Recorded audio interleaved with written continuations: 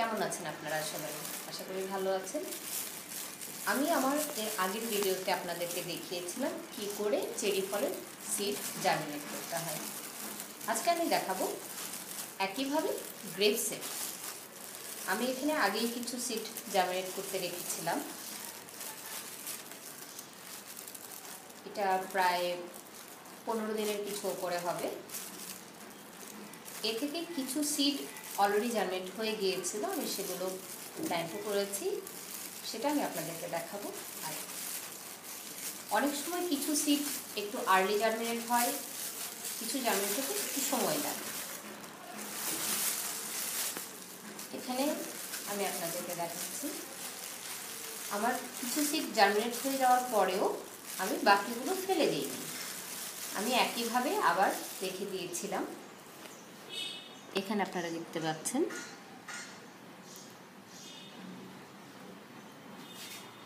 এখানে আরও কয়েকটি সিড জার্মিনেট হয়েছে।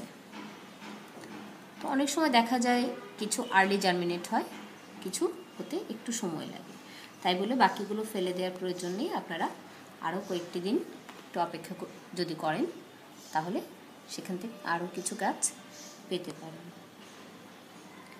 আমার বাকি সিডগুলো জার্মিনেট হওয়ার সম্ভাবনা কমে গেছে। আপনারা দেখতে পাচ্ছেন কিছু সিডে যা ফাঙ্গাস ধরে গেছে। তো আমি ধরে নিচ্ছি এই সিডগুলো আমার আর জার্মিনেট হবে না। এখানে আমি আপনাদেরকে আরও একটি জিনিস দেখাচ্ছি। এখানে আপনারা যেই ছোট ছোট গাছগুলো দেখতে পাচ্ছেন এগুলো গ্রেপসের। এগুলো আমি একই সময় জার্মিনেট হতে দিয়েছিলাম। এগুলো আর্লি জার্মিনেট হয়েছে, তারপরে আমি আরও কয়েকদিন রেখে দেওয়ার পরে দেখুন এই সিডগুলো কত সুন্দরভাবে জার্মিনেট হয়েছে, আপনারা দেখতে পাচ্ছেন।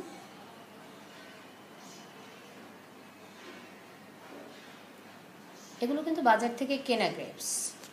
আপনাদের এমন কোনো যদি সন্দেহ থাকে যে না বাজারের গ্রেপস থেকে সিড জার্মিনেট করা সম্ভব না বা সেখান থেকে প্ল্যান্ট করা সম্ভব না, তাহলে সেটি ভুল।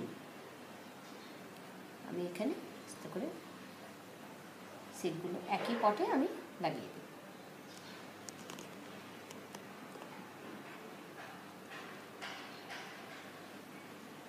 অনেকেরই ধারণা গার্ডেনিং করা খুব কস্টলি। আপনারা যদি আমার আগের ভিডিওগুলো দেখে থাকেন তাহলে দেখবেন আমি প্রত্যেকটি ভিডিওতেই এটা দেখানোর চেষ্টা করেছি যে কত সহজে ঘরের ফেলে দেওয়া জিনিসগুলো থেকে আপনারা গার্ডেনিং শুরু করতে পারেন।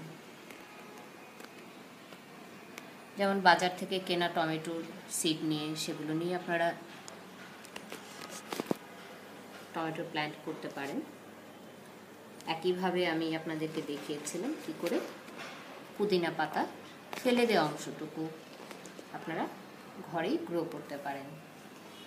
এছাড়া আমার আগের আরও একটি ভিডিওতে ছিল ফেলে দেওয়া স্যালারির অংশটুকু আপনারা প্ল্যান্টিং করতে পারেন। সেজন্য দরকার একটু ধৈর্য আর ইচ্ছা, এর বেশি কিছুই প্রয়োজন নেই যদি আপনারা গার্ডেনিং শুরু করতে চান। এখানে দেখুন আমার গাছগুলো খুব সুন্দর বেড়ে উঠছে। এগুলো প্রায় 1 সপ্তাহ আগে আমি এখানে দিয়েছিলাম, ঠিক এখন যে বীজগুলো আমি লাগালাম একই অবস্থাতে আপনারা দেখতে পাচ্ছেন খুব সুন্দর গ্রো হয়ে গেছে গাছগুলো। তো বন্ধুরা আপনারা দেখলেন বাজার থেকে কেনা গ্রেপসের সিড থেকেও আপনারা প্ল্যান্টিং করতে পারেন।